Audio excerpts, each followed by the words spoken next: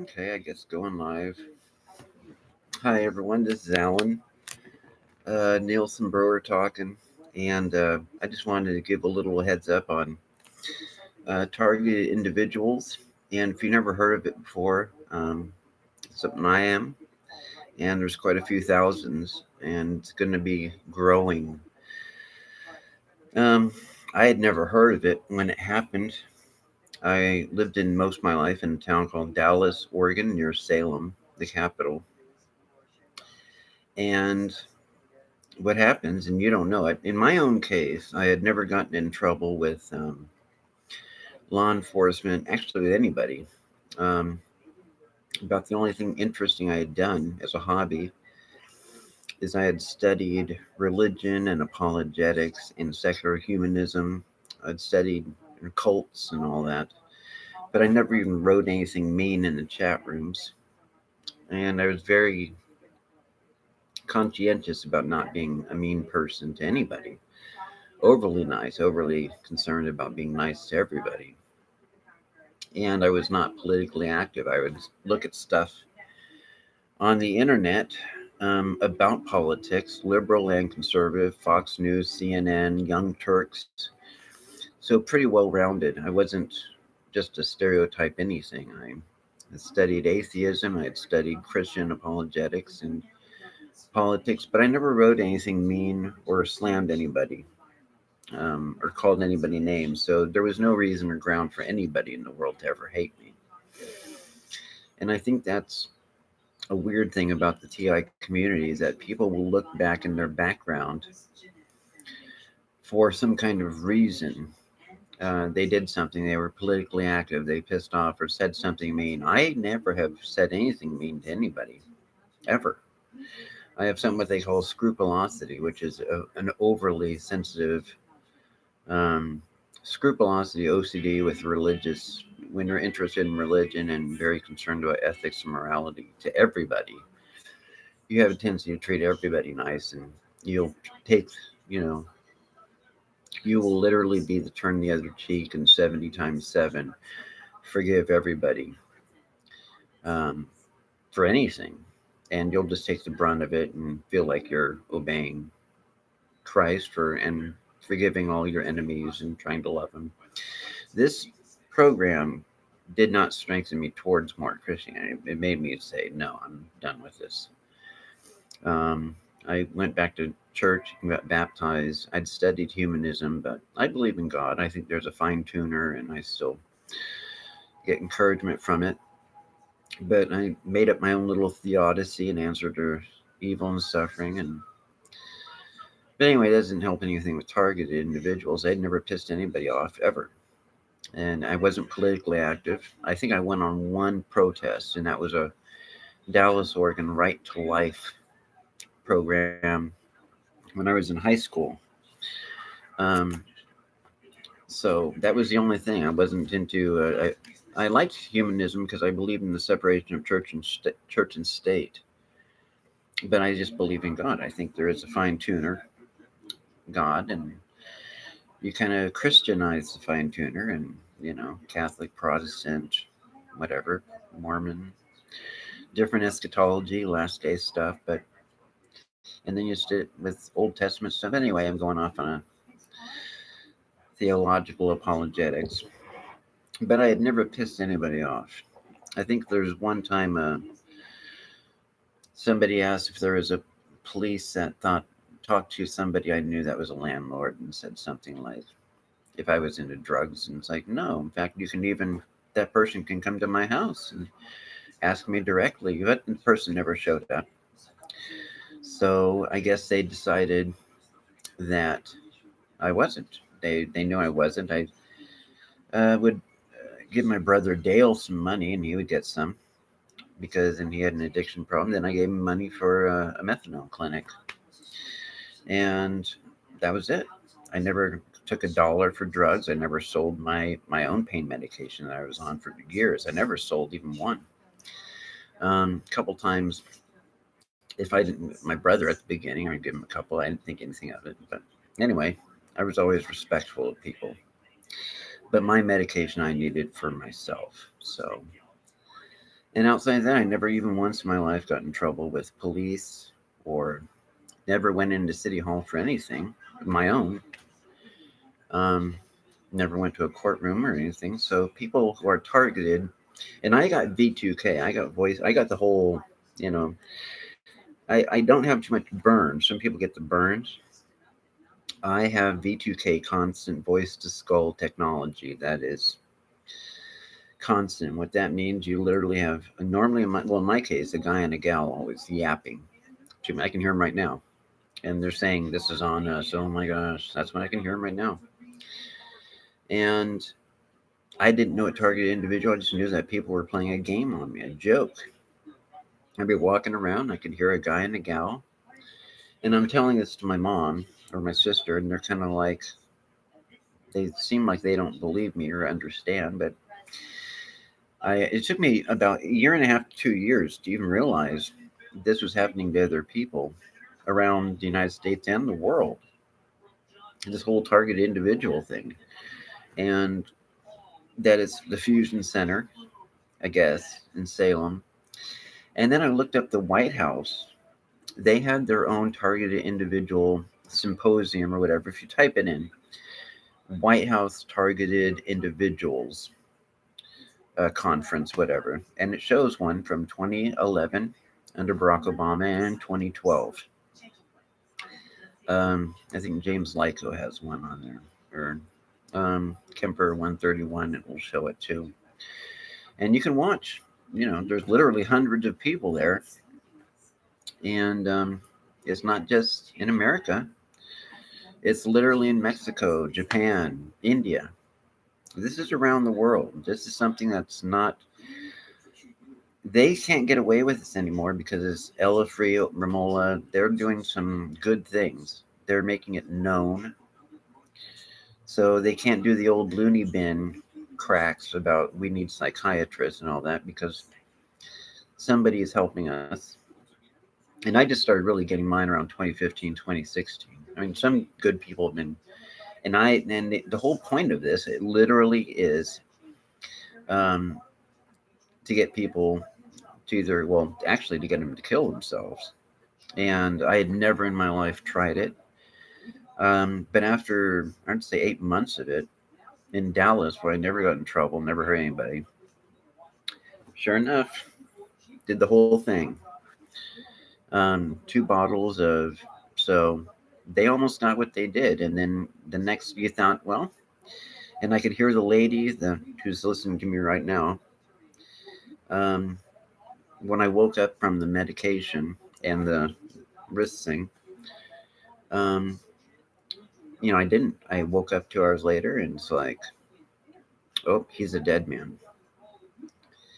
And then, they brushed me to, no, I just covered it up. That was the next day. I went to work like nothing happened. My brother Dale, who I didn't know at the time, was part of it, in on it, and his girlfriend Sarah. And I went to work at Dallas Retirement as a CNA, where I'd worked for most of my life since 1991 as a caregiver. And everything normal, but then I went home, and then they started in. So even then, you think, well, if they were upset by somebody trying to kill themselves, well, they had the whole 24 hours to say, well, this has gone too far. And Dallas is a very religious, conservative town, and they're very proud of their religion, Mennonite heritage, very proud of it. Their ethics and morals and all that. Very upstanding people, very proud of it. And the police, very proud of it. Evidently, I didn't have any problems with them. I didn't know any of their names. But went to work, and it came back, and it started in, even though all this had happened, 24 hours, this part, the 2 bottles of pills, never tried an attempt ever before in my life. And it started in the next night, the same thing. The 2 voices from below. I looked on the computer screen, it said FBI surveillance on the Wi-Fi. And it happens to other people that way too, FBI surveillance ban or something like that. And So this FBI surveillance van, I asked my brother, oh, that's just teenagers. And I'm thinking, well, it's against the law for people to impersonate officers. So, oh no, that's just teenagers. I didn't realize it at the time that he was kind of new about it. I asked him about, but then he had a code thing on his computer, on his TV, you know, and the code, there was a code like the name of your dumb girlfriend. And I thought, well, if somebody was playing with my computer at the same time too. They were moving my mouse around and closing things and opening it up and closing it. I'd get off work as a CNA at 11 o'clock at night and be closing it and opening up, and then it would just shut off the whole time. And so, kind of like, what's going on? I go outside and I hear them smoking, and I would hear a shutter like a camera taking pictures. And in my mind, at the time, I just figured, well, nosy neighbor, um, they're, you know, let them take pictures. They'll find out I'm not a threat if that's what they want to do. Very low anger tolerance. I don't get angry at much, unless it's then I just want to. That's the whole thing, is to get them angry and get them to do something. I once did see a person from City Hall. I didn't know who it was at the time. Now I do. But he looked at me and his three friends at North Dallas, and he goes, "Oh, there's Mr. Cool." And so now it's like, oh, I know. I remember that guy. That's the guy who looked at me and called me Mr. Cool for some reason. And I didn't know him from Adam. I didn't, but I saw him when I went to City Hall, and it's like, I and he asked me if I needed the bathroom. I go, no, I just need some water. And I go, oh, that guy looks familiar. That's, yeah, the same guy who called me Mr. Cool. So anyway, if you look, the White House has been dealing with this. There's too many of us. In 2011, 2012, they had the White House Targeted Individual Conference. So it's kind of getting too big for them now. And with Ella Free, Ramola, Karen Horton in Europe, in London, BBC Targeted Individuals, Canada. Um, yeah, it's about to. Whatever money they would get through dead peasant life insurance or Stoli, stranger-owned life insurance, or company-owned life insurance. It's the insurance that Walmart had on 36,000 of its employees, where they can get insurance on its top people in case they die. Then it wouldn't take too long to recoup and find a new person and recoup their losses. But they decided to take this money out. Walmart did. I don't know if they still do. I don't know, but a bunch of different companies started taking this insurance out on just their everyday people, their everyday workers. So a person could be working for a company 10 years, 20 years, and then suddenly the CEO or whatever, the boss, gets told they can make more money off of that person dying than in the entire 20 or 30 years of that guy or lady working for the company. That employer can get more money off of that person, that faithful, good, loving employee, through the 20 or 30 years of their working and faithfulness. They'll get more money off of that person dying because of life insurance. And so the whole time the employer can even go and fire that person and take away their life insurance, trying to speed the process along, hoping it could be, because they'll get more money off that person dead than all the years of that person's service when they're living and working for the company. So when we talk about America being a capitalistic country, that word is an undersimplification of what capitalism is. It is just a level of corruption. And whenever a small town like Dallas or where I'm at now, Salem, decides they want to balance the books or get money for pensions for city employees, they don't have to worry about whether the money's coming through. If you don't notice, there's a huge epidemic in suicides now. And when us as targeted individuals, we realize that a lot of this suicide is through this negative talk, this constant V2K through some of us, this negative talk, and the companies that do get this dead peasant's life insurance on their unsuspecting employees. When they do kick the bucket, as they would say, the CEOs, they get all this extra money. And the city hall and governors or mayors, chief police, whatever, hospitals. Can you imagine being in a hospital where, yeah, they're going to try to heal you, but if you die, the hospital gets more money off your death if there's a secret life insurance out on you without your knowing it. I mean, where's that going to put your? I know I got my V2K after I went to Salem Hospital after that one day. The next night, I fell out a window, broke my legs or both my arms and one leg, and I had to learn to walk again at Salem Hospital. And about 6 hours later, um, yeah, not 6 hours. What am I saying? 6 hours. About 6 months later, I started hearing the weird people talking through the walls, and then a couple of months later, it started appearing through the V2K, and I didn't know. I just thought somebody was playing a weird joke on me, and I decided, well, I'll just wait through it, playing a joke. Then it wasn't until I was on the internet, a good year and a half, 2 years after all this, still hearing all these voices, that I found out this is happening to other people. So thank God for people like Ella Free, Ramola, um, my favorite Vulcan, Wolverine, Sherry's reviews. Anyway, this is getting too big for them now. I don't care how many churches they have in their small towns. Nothing is going to cleanse them. Nothing is going to make them well after this gets out. There's not going to be forgiveness. We're not going to do 70 times 7. We're not going to forgive them. We're not going to love our enemies. It was at this moment I decided not to even try to. The idea of being a follower of Jesus and loving my enemies and forgiving them 70 times 7. No, that's not going to happen for me anymore. I will leave I have left the faith. I just won't because of what they did.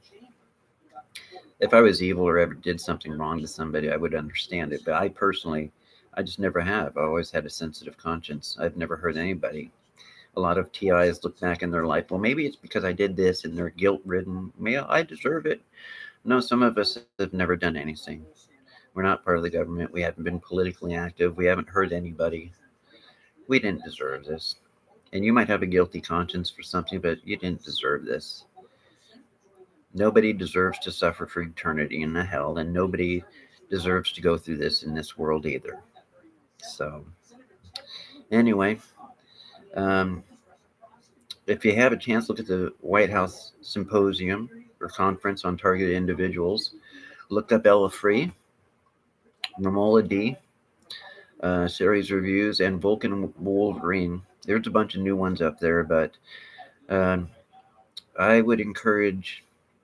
Actually, I got to go to court here in a few weeks because I went to Dallas and I had written V2K right across the street from the courthouse, and I had written dumbass cops right next to it because they were there looking. And I'm not ashamed of it because I had to spend over $100,000 and learn how to walk again because of their little stunt in Dallas. I had to learn to walk again. I actually tried to do that to myself, almost successfully, not knowing what was happening. And they got a laugh out of it. They got a good laugh while doing their gang stalking. I lost a job that I had of 30 years and never hurt anybody, but because I was nice and quiet. Not because I did anything wrong, because I was nice and quiet, they thought I was a pushover. And well, I think we can all get together, and if they are a religious community, we can shame them. We don't have to forgive them. We can show them what their religion stands for and see how well we can show them. See which is more important to them, the money that they're going to get off the targeted individual or the dead peasant insurance. Let them prove it. Do they care about their reputation or the money that they're going to get through your death? And I think just by the fact of them being part of this program, what they're doing to you, they care more about the money. They want that and their reputation, but they can't have it both ways. So if they have guilt coming to them, and we all know they do, let's grind it in slowly and make sure it never goes away. I'll talk to you later. This is Alan. Bye.